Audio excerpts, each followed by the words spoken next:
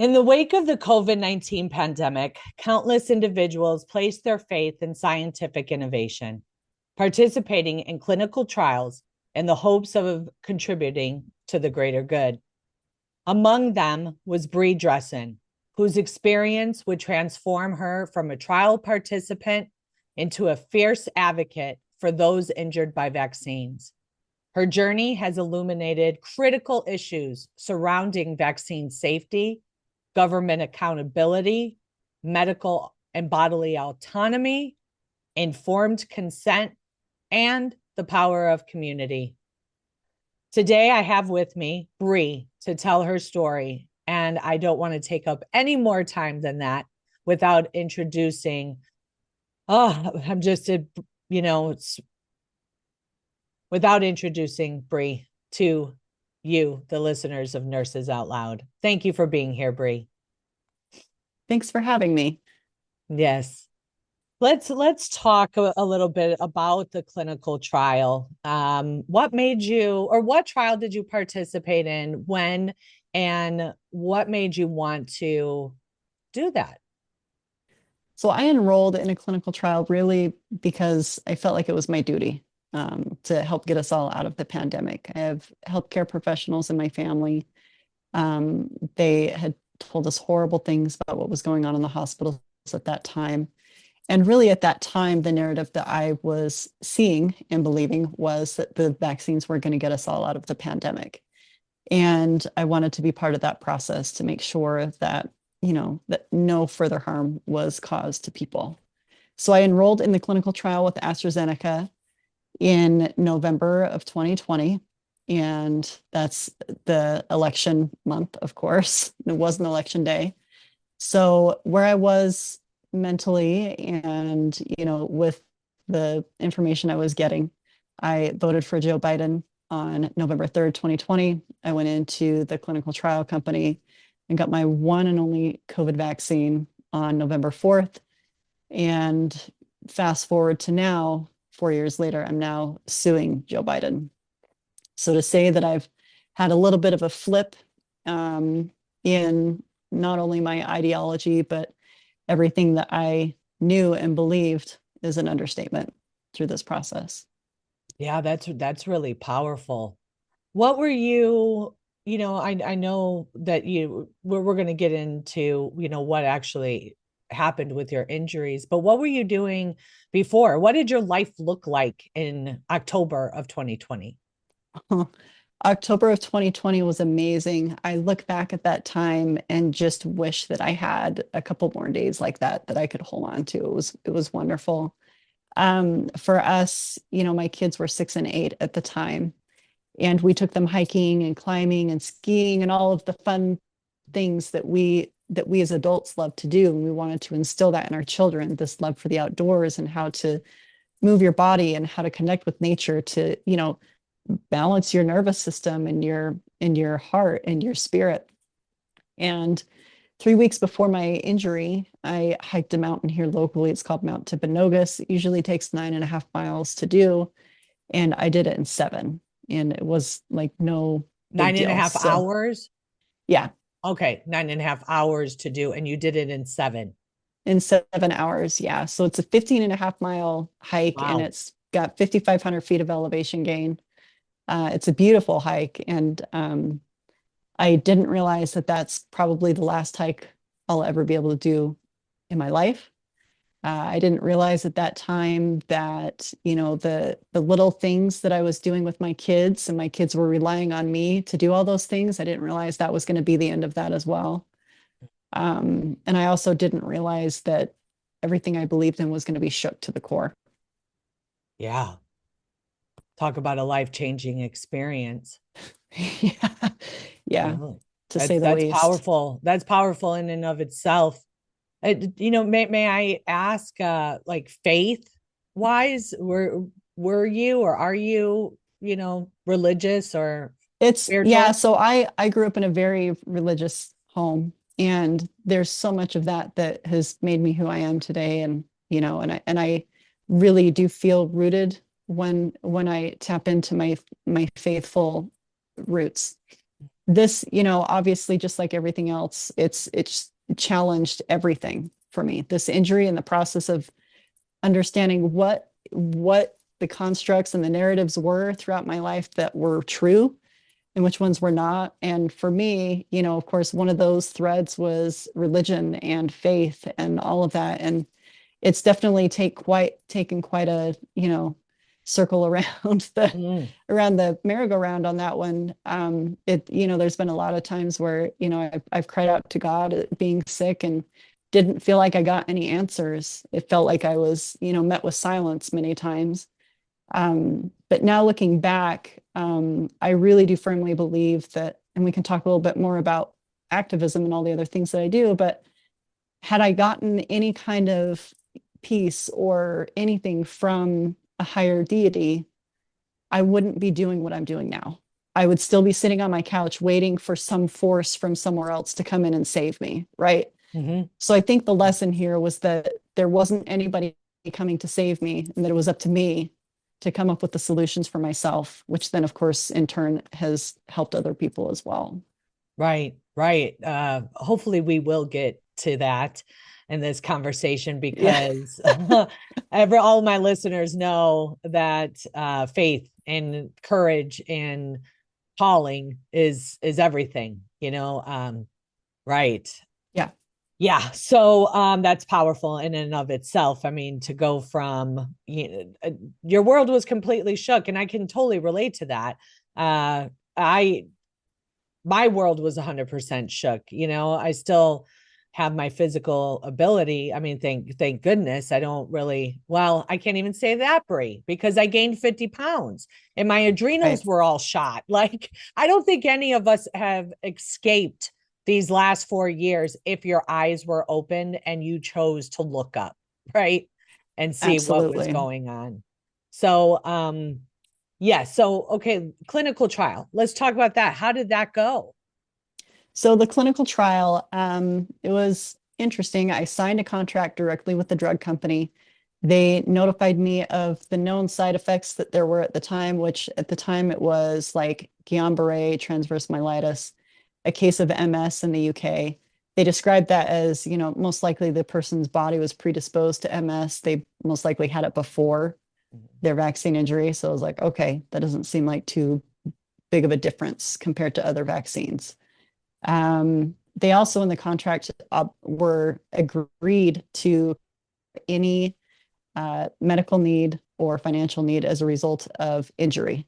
And so it specifically states that in the contract. So that right there really reassured me that this was going to be an okay process, right? That if something were to go wrong, there would be an appropriate safety net there, right? Right. And it's because of those words specifically written in the contract that I decided to go through with the study.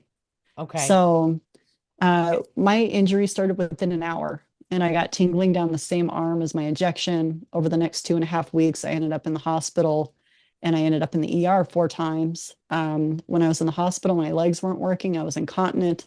And they came in and they told me that it was anxiety, because COVID, this literally what they said is that, COVID's a stressful time. And we think you just got really stressed out and you ran out and got this vaccine and then you just had a mental breakdown. And you pissed yourself?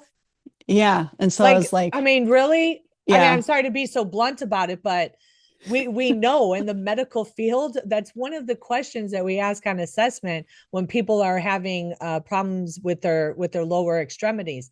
Are you incontinent?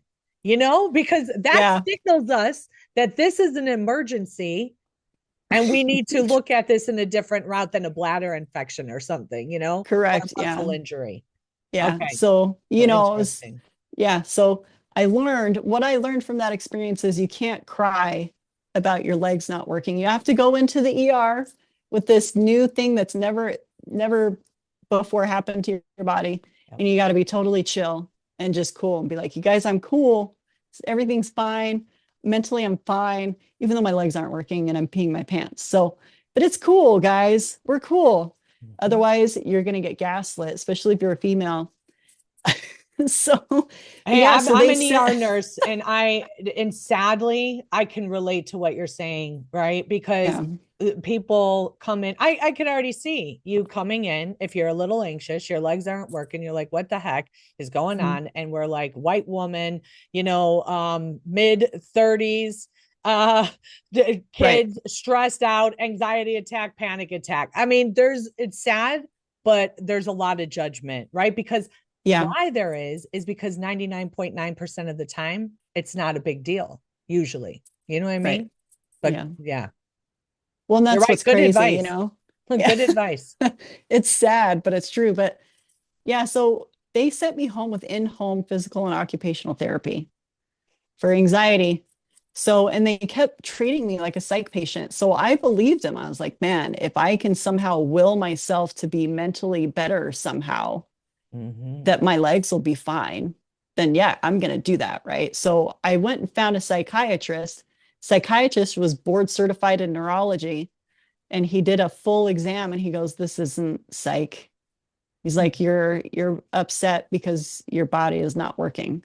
And so, yeah, so my home doctor still didn't do anything. So we finally reached out to the National Institutes of Health, and that was in January 2021. Ironically, at the same time, AstraZeneca at that point had been marketing itself in the United States, trying to catch up with the vaccination rate with Pfizer and Moderna. I don't know if you remember any of this, Yep. but Pfizer and Moderna were both like blazed, they were approved and they were Yeah. cranking out already in the US.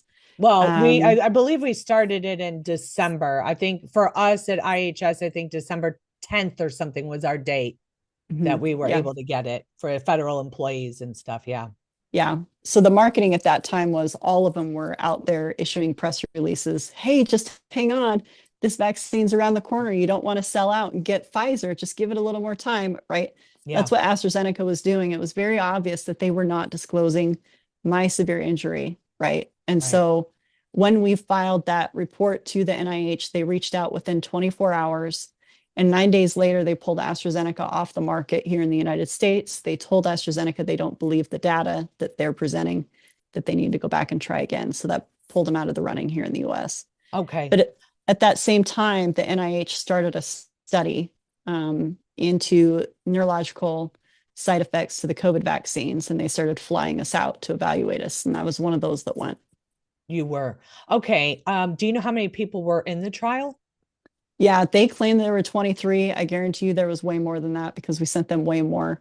They also helped hundreds of patients privately, one-on-one with their home physicians. And I know that too because we sent them all of these people from our support groups.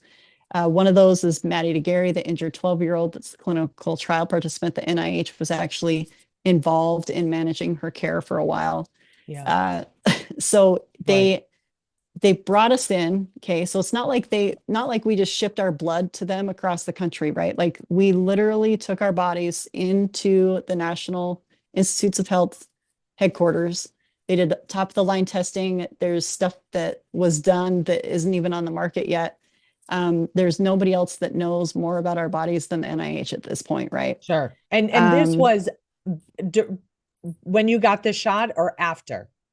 After I got the shot. So the Okay. NIH actually flew me out because they were frustrated that my doctors weren't helping me. They were trying to help me through my doctors here at home. And my doctors here at home had just, Okay, yeah, oh, so that was going to be my first question is when you went to the emergency room, like did you call the NIH and say, "Hey, I'm not my legs, I can't move them. I'm headed to the emergency room."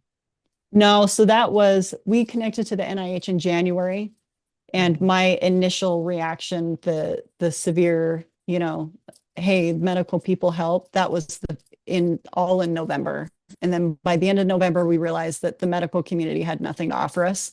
So we just kind of gave up. And the sad thing is this actually is, you've talked to people before. This is copy paste this story of going in, landing in the hospitals, getting gaslit, getting dismissed, and it's just this merry-go-round. And Mhm. and being gaslit by the medical community is just as traumatic as the injury itself. Yeah. So I was one of those people. I was like, I'm not working with the medical community anymore. And so that's what I did. So at that point, my heart was in bad shape. My chest was hurting all the time. My heart felt like it was a tin ball rattling around in my rib cage. And I remember thinking through the entire month of December, well, if I die, I die. I'm not going back to the hospital because they're just going to try to throw a benzo at me. And I don't need that, especially if, I'd much rather just die peacefully. Like there was no, the abuse was that bad that I Yeah. was willing to face that outcome versus getting help, even if they were going to be brutal while getting help. Right. So, Right. so the What NIH did, jumping in was oh, amazing. right. Well, for me, well, okay. So I guess I'm confusing it. Like, so AstraZeneca's people, they weren't helping you. Not, I meant to say AstraZeneca, the trial. Like, with only 23 participants, it should have been very easy for you to talk with the trial, like the nurse that was helping with the research to tell them what's going on. Right. So the test clinic, so AstraZeneca had supposedly 53,000 people enrolled in phase 3 of their clinical trial globally, right? Mhm. So they had people, they were paying people at every one of these test clinics to document what was going on with the side effects, right? This is something that I couldn't put on the side effect app, right? The test clinic app where they have pre-designated symptoms on an app and you go headache, Yeah. stomach ache, soreness, redness at the injection site, right? It was super basic. And so it's really frustrating to me now understanding that this study design was actually intentional, right? If they really wanted to gather the full spectrum of the side effects, they had phase 1 and phase 2 of that clinical trial to do that. And they could have easily put those on that bullet list. But what happens is if it's not on that pre-designated list of symptoms, there is no way that you can just type that in. So there is no way, unless you can hit those bullet points Yeah. for your interpretation of what's going on in your body to then be translated into the clinical trial reports, right? And so Right. you run into reporting bias, right? So I have to Mhm. call into the clinic and manually say, hey, so my chest is hurting and I'm passing out for the first time in my life. And I have this painful electrical sensation from head to toe. You Mhm. know, there's not really, that's all stuff that should be on a list that I can manage that and enter that appropriately. So, Well, that you could manage and that they can manage because now it's data in a spreadsheet. And the only thing right, that that tells me is that they didn't want a paper trail of the data. They did not want it in this computer program where you correct. can easily pull it up. So now not only are they not able to catch these things in real time, right? Because as soon as you report it, it should send a signal to whoever's looking at this, like, hey, reach out to her, get a nurse on this, get a doctor on this, and follow this person and see what's going on here, because that would signal them right away to queue that up. And the fact that they didn't have that queued up, it should be a red flag, not only to the public, but also to the medical providers, the nurses and the doctors that are running these trials. Like, that's so unethical to me that Right. you wouldn't have that capability, 100%. And it's kind of frustrating because it gets worse. Girl. So so yeah. So I'm calling in, literally begging them for help and saying, look, I'm dying. I need your help. And the test clinic is saying, we believe you. We know this is a problem. We've sent all the information to AstraZeneca. They have an entire team of neurologists at Oxford.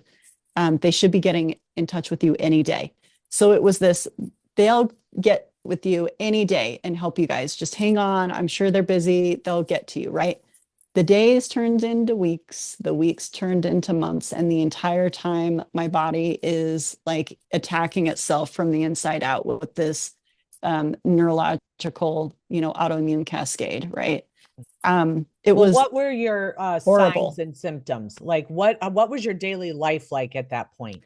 So at that point, I couldn't sleep, I couldn't eat, I couldn't breathe. The only thing I could do was actually control my breathing, right? And so I had this severe, and I still have it to this day, where it's pins and needles that surge through my body, through my arms, through my legs, from head to toe, moves in and out with my heartbeat. It's really weird. Um, I would love it if somebody could figure out what that was, but it's so painful that I couldn't sleep. I couldn't even think straight. You know, my eyes were wiggling quite a bit of the time because of this vibrating sensation. I lost well over 20 pounds. You could see every single rib in my body. I was 2 weeks away from getting a feeding tube installed because I just couldn't, there was no food that would work, right? It was a very dire situation. And I, you know, honestly, I didn't want to live anymore and went through this entire challenge with that and facing that head on and then figuring out how to master existing with extreme pain and discomfort. And I did all of this totally on my own because AstraZeneca was gone, right? They didn't want anything to do with any of it. But unfortunately, it got worse because then a news story ran on my case in June, end of June, first part of July of 2021. So 7, 8 months into my injury. And then the drug company, they did call. Well, the test clinic called on their behalf and they said, hey, good news, we're going to issue you a payment. And the payment was for $590. So I said, I don't think there's probably a couple of zeros you guys are missing there. That's what we said. Yeah. And they said, okay, well, we'll go back and try again. They wired the money to my account anyway. Didn't hear anything from them again until 6 months later. Another news story ran from someone else. They called asking them for a statement. While they were on the phone with the reporter, they sent me a settlement offer for $1,200 total. And that was to absolve them of all future payments, relieve them of any obligation, admitting that they didn't do anything wrong. Yeah, so Wow. this company worth billions and billions of dollars, they made billions off of the COVID vaccines. They couldn't even be bothered at all. They couldn't even be bothered. Wow, that's ridiculous. So that's why you went to the NIH. Yep. You went So to had the drug Fauci's company. Yeah, we didn't realize what we were doing there. We do now. But yeah, I mean, had the drug company actually taken care of me, I would not be in this situation now for sure, right? Because let's talk about that.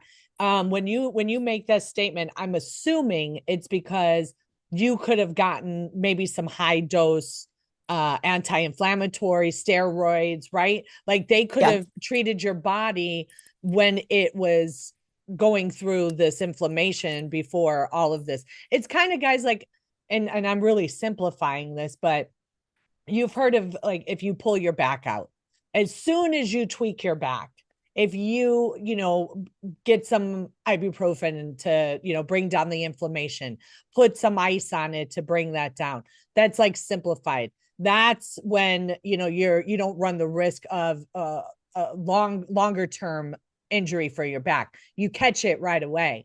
Now with what Bree's talking about, like this is a whole neuron cascade going on and throughout the whole entire body, which is systemic, right? So who knows which part of your body was inflamed, but I mean this is no, you're absolutely right. And it's crazy because the researchers at the NIH told us that early intervention is key. Yep. And they have said it. It's actually been published in 3 different papers that they have out there now on neurological complications to vaccines in general. Early intervention with immunotherapy is key. And they said that this needs to be recognized sooner. Well, of course, their bosses at the top of the food chain at the NIH are not communicating this. Francis Collins, who was the head of the NIH at the time, he's Fauci's boss. Yep. He is, we did a FOIA request through some partners, and it came back showing that Francis Collins is on an email string with the publicity office at the NIH talking specifically about the findings of the study that we participated in, right? This is the information on how to treat COVID vaccine injuries that should have been made public. And what happened was the Francis Collins and the publicity office were debating whether or not to publicize it, which is standard for NIH research, which of course they didn't. And instead what they did is they stopped talking to all of us and Yeah. And all of a sudden they started telling reporters, there's no research going on here. So that was the beginning for me of finally going, okay, the drug company has betrayed me massively. And then I realized there was something going on with the government because they had promised us over and over and over that they were going to do something very different with the data. They were going to inform the medical community. They were going to publish. They were going to make sure that the FDA communicated this to the world. But they didn't. Instead, yeah, they started the mandates with OSHA. Yeah. So, Yep. Yeah, it's like I'm going back to this time. I'm going back to December of 2020 when I'm noticing just odd symptoms, odd things that people are coming in, Guillain-Barré, yes, neuro issues, heart issues. And I am looking around and I'm talking to my nurses and doctors. I worked at Phoenix Indian Medical Center, which is under the Health and Human Services branch of Indian Health Service for the Native Americans. And I'm asking, I'm like, hey, guys, can we at least put on the triage note, are you vaccinated? If so, when? So that we can, it just, every single person that comes through this door, we are evaluating that so that we can help collect some data. And they're like, what? No. And nobody was doing that. I said, well, we're in stage 3 clinical trials. Who's collecting the data? If we're not collecting the data, who is? And they just did not care. And again, then fast forward to the summer where I am seeing now so many cases of either vaccine getting COVID after being fully vaccinated. That was the number one side effect, I think, right?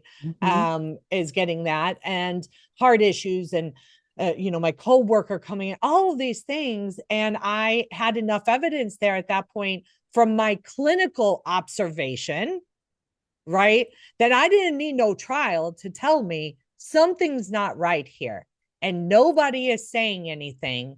And I'm just going to record this and throw it to the world and let them decide. Because if anybody is on the fence to take this, you need to know, because like you said, our government is not telling you. Our media is not telling you. Your doctors and your nurses are blinded because I think most of them took the shot and they don't even want to recognize that this possibly could harm them, and there's nothing they can do to get it out of them. well, Wild. We'll be right back, absolutely. guys. Yeah. We'll be right back. We'll talk a little bit more to Bree about these systemic failures and her commitment to action. She was determined to advocate for herself and others. And she realized that the very institutions designed to protect public health, like the NIH, showed little interest in addressing the harms caused by the vaccine.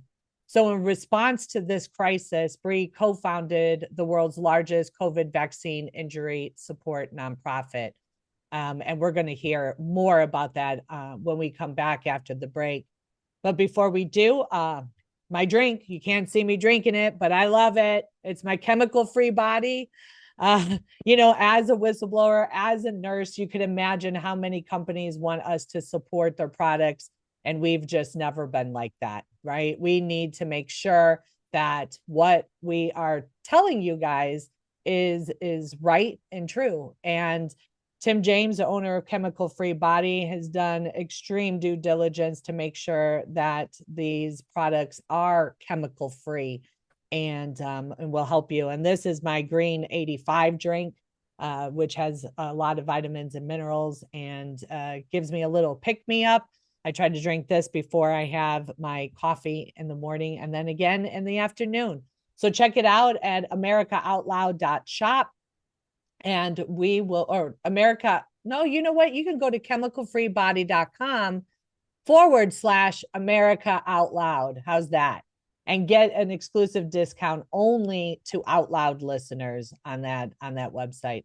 And we will be right back with Brianne Dressen, one of the co-founders of react19.org, when we get back.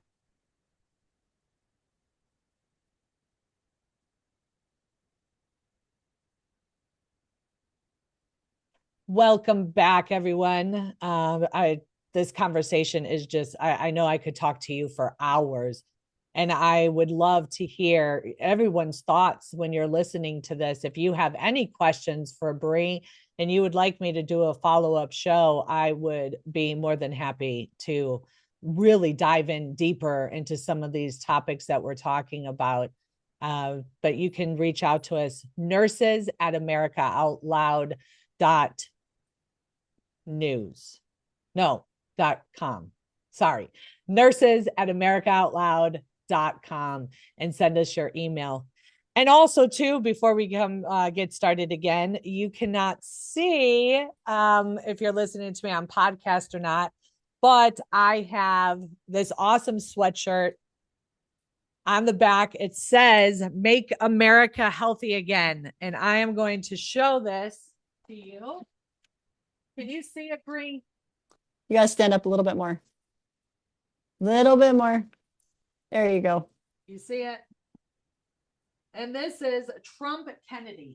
And I'm just going to give a little shout out to Stick to Your Guns Apparel. I will put the link in there. But she sent this to me, and I appreciate this. She's one of the founding members of the Truth Movement, and talking about the systemic failures.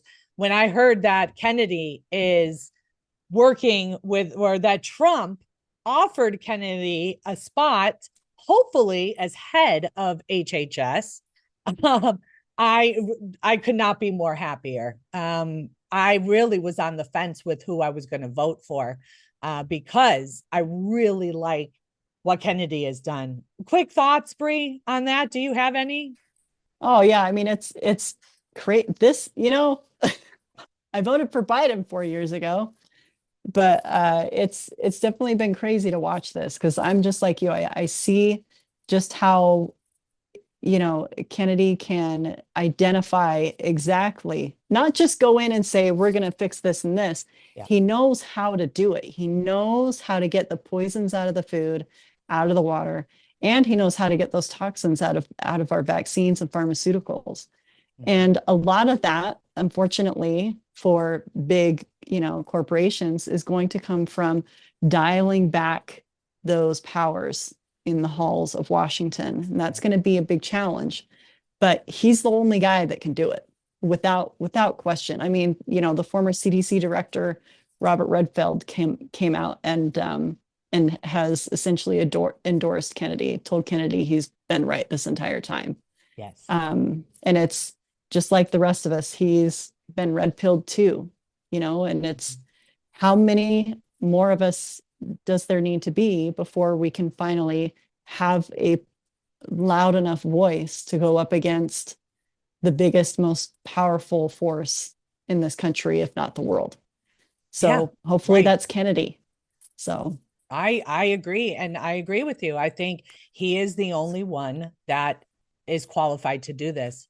When I saw got his book, The Real Anthony Fauci, in 21, it just, to me, it was, a moment where I just felt vindicated, if you will, not, just saying, yes, this dude, he's nuts. And somebody else sees it, and then you learn about his hand in the AIDS crisis. And, I think if anything, guys, like this should tell us that we should never have anybody in public service for that many years. I think there absolutely needs to be a cap on how long people can stay in Washington.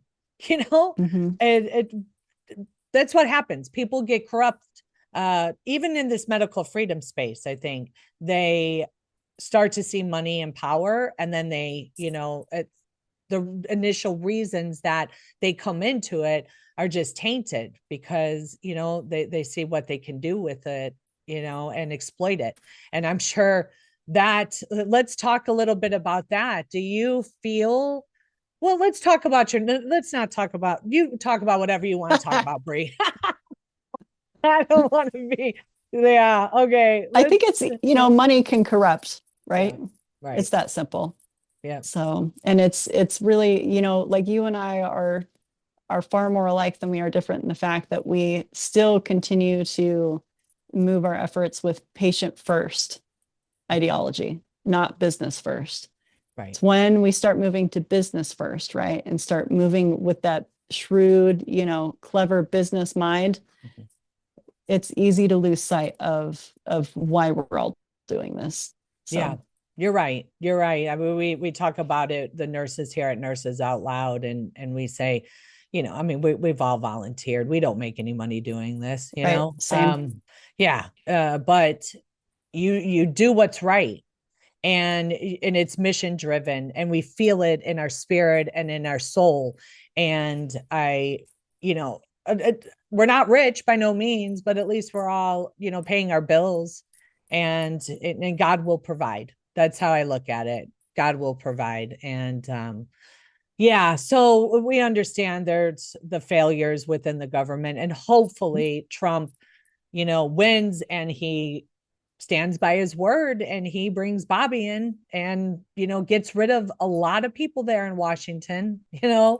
But let's talk about React 19.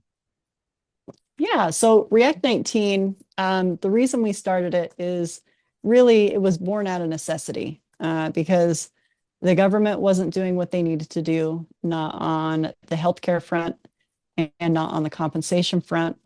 And we realized the drug companies were definitely not going to do what they were supposed to do. And Yes. social media wasn't, media isn't. And so we realized these people needed something from somewhere, right? Well, we Just have to anywhere. understand too. We people need to have this picture painted. Number one, we were censored. Mhm. We People were getting kicked off of social media, and so the people that had large followings, that were bold enough to share stories like this, they were kicked off, and then other people saw it. It's the same thing that happened with doctors and nurses for speaking out. They fired someone and they let them go, and then everybody was like, oh well, we better be quiet if we want to keep our platform. We want to be quiet if we want to keep our paycheck. And so everybody stayed quiet. Then you also, which we knew something was up, uh, with Facebook and Meta, and Zuckerberg came out recently and said he apologized, but he did listen to the Biden administration for or for censoring anything political content and COVID content. So Mhm. you have all of us screaming like there's something wrong here, and they just kept shutting us down. Yeah, exactly. And that's the most un-American event that happened during the pandemic to me. Yep. It's crazy that our First Amendment right was hit and hit hard, Mm-hmm. and everyone's walking around like that was okay. Yeah. So we actually are suing Biden, HHS, the CDC, Stanford, all of these people that worked in concert to censor COVID vaccine injured Americans, Okay. and pull apart our support groups. We're going after them. And thanks to the NCLA, Mark Chenoweth, Janine Nunes, and Casey Norman. So those are our lawyers that are working on that case. If we win, our First Amendment rights will be protected, and we get $1 from Joe Biden. So that's, Really?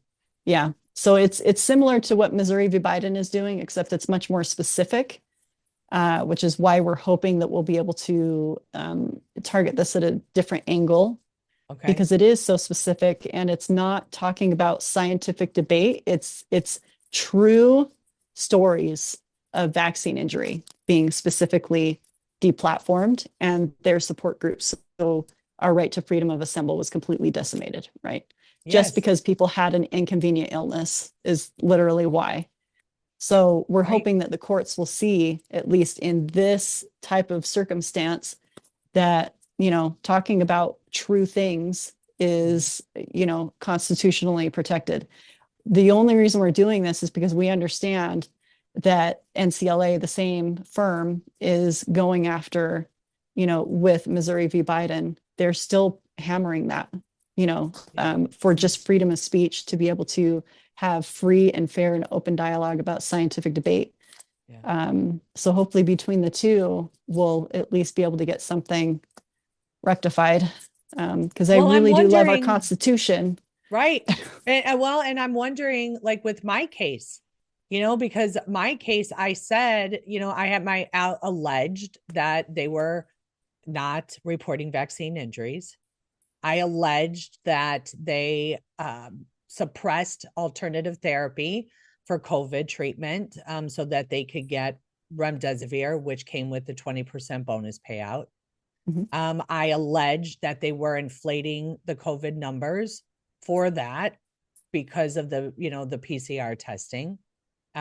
So I don't know. Maybe we're all connected here, Bree, because if that comes out and there's something to be said there, which I believe there is, I just had to have elements. And anybody listening here right now, let me just throw out there, make sure you just document everything. Because at the end of the day, I had to prove that I had been speaking out and I needed name, date, what I said. And when I put my videos out there kind of abruptly, I didn't. It was harder to get all that information, right? So just make sure you're prepared with that. But I agree. Like this is just the biggest injustice and criminal behavior that we have seen in our government is at the hands of it. And wow, how mind blowing is that for you and It's I scary, both? right? It's This isn't, scary. this is not what we were taught growing up. No. There's so much of this to unravel, right? Because it goes, I think the censorship was just their way of doubling down, tripling down on their narrative, right? They were going to stop at nothing, and they stopped at nothing to shove this agenda down everybody's throats to make sure that everybody complied with what they wanted. Yeah. And it really, there's a lot of people that are like, it's all about, the greater good and public health. I don't know if that's why they did it. I really do think that the almighty dollar had an awful lot to do with it. The purse strings, who's managing those. But yeah, because of all of those failures, these people had nowhere to go. So we started an appropriate 501c3 nonprofit, call it react19.org, obviously react because it's a vaccine reaction. Mm-hmm. And we provide financial, physical, and emotional support for people that are suffering adverse events to the COVID vaccines and for long COVID. Mm-hmm. We push through financial support through these medical expense grants, and we've issued 126 so far for over $880,000 total to people that are suffering adverse events. And the federal government has issued $400,000 total to people that are suffering COVID vaccine adverse events. Wow. So we're outpacing the federal government by a long shot, even though we don't have, obviously even nearly the budget that they do, right? Because Right. we're all 100% volunteer. Every dollar that comes in, we want to make sure that we make the most of that, even if that takes away from, our own physical comforts, right? We want to Yeah. make sure that the people that are in the most need get the assistance that they need. But we do programs for emotional support. We have online based support groups. We have a social worker network that can help people one-on-one, or we have video support calls with different focus groups, and those are really great. I'm a part of one of them and I love it. And we also further in research, we've issued one research grant. We've given out 2 other awards, so we're just waiting for them to come back and send us their contract.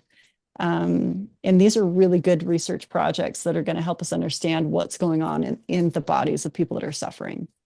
We also have an underground provider network, which I assume you may or may not know about, but we literally have to send patients sometimes across the country to get them to specialists that will actually recognize that this is a vaccine injury. So then they can get the help that they need, whether it's, modulating the immune system or helping with the clotting issue or whatever it could be, right? Mm-hmm. Unless people are willing, these providers are willing to actually identify that there's a problem, there is no help coming. None. And we have to understand too, a lot of these treatments, I mean, think about how nefarious this is, guys, that these treatments that Bree's talking about, a lot of them, they're not covered by insurance. They're not covered by insurance because there's not enough data. Well, why isn't there enough data? Well, that's because the NIH doesn't want to give out funds for things that are going to help you because big pharma controls the NIH, the FDA, the CDC, mainstream media, your universities, your hospitals, all of it, all of it. Let's go back to the 60s. Okay, they were doing studies on marijuana and hallucinogenics, right? At that time, they were having really good outcomes with PTSD, with mental health issues, with both of them. What did our government do? They came in, said these drugs are harmful and there are zero benefits to them. So when they put them as a Schedule 1 narcotic, okay, saying that marijuana is worse than cocaine, okay, or morphine or fentanyl, okay, they made those drugs into a class, a schedule where there's no money given out by the NIH, by our federal government to study the efficacy of it, right? So you think of what they did that, and then people started speaking up, started getting loud, and they said, no, we know there's benefit. We see the benefit. We're getting it on the DL. We're getting it from the drug dealer, right? Doctors, nurses, lawyers, every walk of life, uses marijuana, every walk of life, every profession. And people got loud. They got loud and they started putting it on the ballot and they started voting state by state to make it legal. And then now you have pretty much every state and is legalized it. And then our government finally just last year comes out and says we're going to decriminalize it. I mean, talk about like open your eyes, guys. Open your eyes because even organizations like React 19, here's the big problem that we see with the vaccine injured is that they need to be studied. They need to have someone to follow them, a nurse to follow them, a doctor to follow their plan of care and help them out, and giving them support to say, here's some, I don't know, here's some medication that will help you in the short term. Like, that's great. That provides them relief, but they need to be studied, right, Bree? You guys need to be studied. 100%. We need to be studied. We need to be tracked. We need to be monitored. And that's the crazy thing is that's exactly what the NIH was doing with us. They were following up with us every week to see how our symptoms were coming and going. Mm-hmm. And it's just a shame that all stayed there. Yeah. And it's absolutely what you're saying is correct. It's incredibly sobering to be surrounded by other people that are suffering worse than I am, right? And they don't have the home support. Like I have an incredible family here that supports me, and they want me to heal. There's a lot of people that don't have that. And then when you have society for years now, like standing up against your illness and essentially encouraging your own family members to abandon you, these people are in a very scary situation. And it's the least that you can do with what you're working on and everything that you guys do. And it's the least that I can do and what my fellow injured can do for each other at React 19, to just step up and just be there for these people. There's a lot that needs to be done, but it really starts with people just sitting down and picking up the phone and calling that person they know that's injured, that maybe they haven't talked to for several months, because nobody wants to talk about COVID anymore, right? Because it's toxic and everybody just wants to move on with their lives. But the problem is there's a lot of people that can't, right? We're stuck like this. Yeah. And all we need is people to just continue to look back and go, oh, right, there's the collateral damage. Show us some compassion, give them a little bit of time, a little listening ear.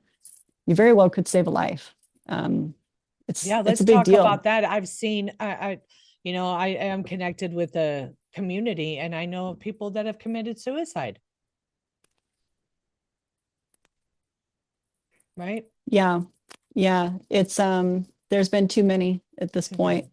Mhm. We lost count. It's been really disheartening to see.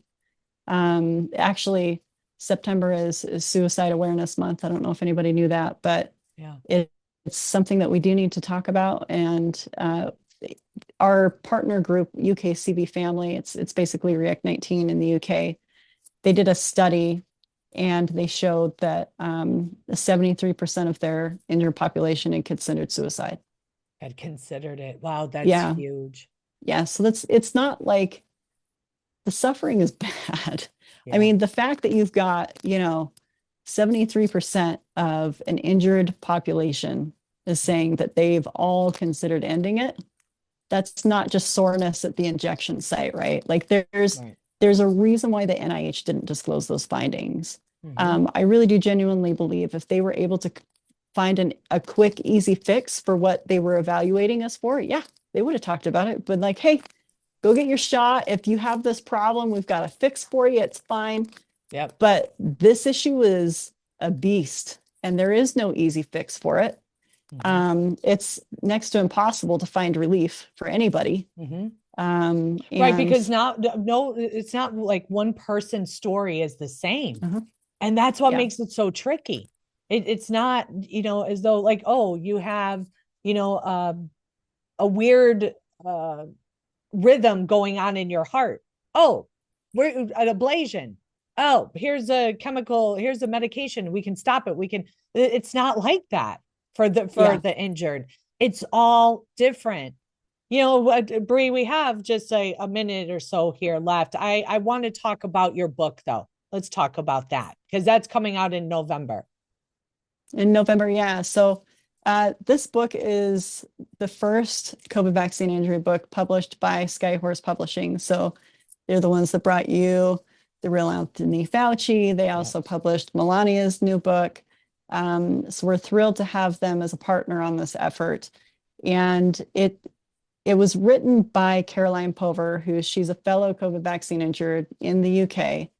And she and I got together and started going through what this book needed to look like. And we decided that it needed to be a story about the community, but it's basically starting with the clinical trials. So it's my experience, and all of these other people's stories wrap around my timeline, right? So you've got Ernest Ramirez in there, you have Jessica Sutta, you have Joel Walskog, who's the injured orthopedist who helped co-found React 19, and of course, with all of these other characters, I guess you could say in the book, although it's all true, right? Right. We've got how this red pilling process has unfolded for us as a community, and just how much we've done to try to elevate this problem to the people that are supposed to be fixing it. And then also the response that we got from that, right? Because it's not like we just went to Washington and talked to a few people one time, right? Right. I mean, Right. it's been so much more involved than that.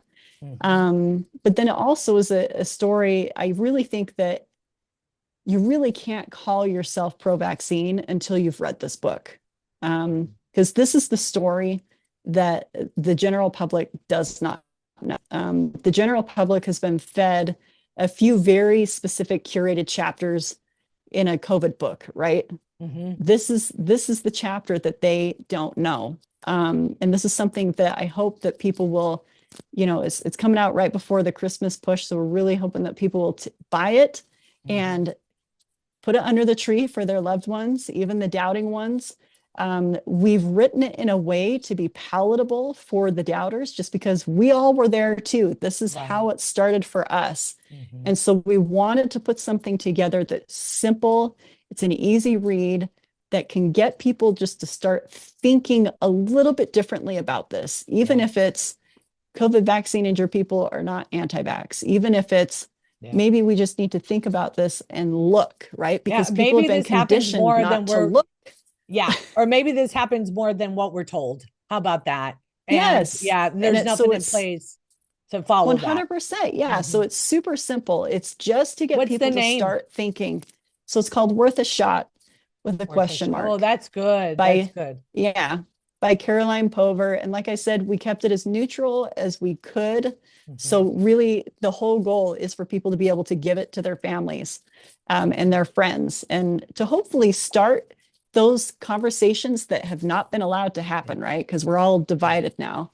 Let's start talking about it. And hopefully this book is a gentle way to Mhm. start that conversation. Yeah, that's what I felt about my book. It's just a gentle story of, one girl following ethics and Jesus. Right. So all right. Well, until next time, friends, thank you so much, Bree. We'll absolutely have you back on, and we'll bring on the nurses panel and talk more about the book because we want to support everything that you're doing here at Nurses Out Loud. Go check out react19.org, guys. Follow them, sign up for their email list, and till next time, friends, be safe, be well, and God bless.